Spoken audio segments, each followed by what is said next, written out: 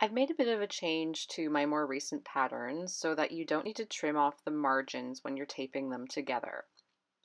So I just wanted to show you quickly. You'll see on the right and bottom sides of the pattern there is a dotted line.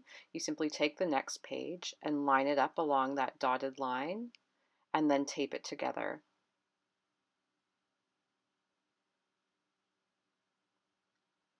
And then moving on to the next page, each page is numbered, so page 1, 2, and now we're on page 3. So again, just line up that next page along that dotted line, making sure all of your pattern lines match up and tape it together.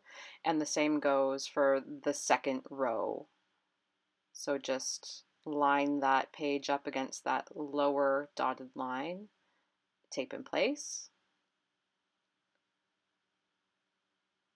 and keep going. So hopefully this will save you a couple minutes in the pattern assembly process. All of my new patterns will be like this going forward. Thanks for watching.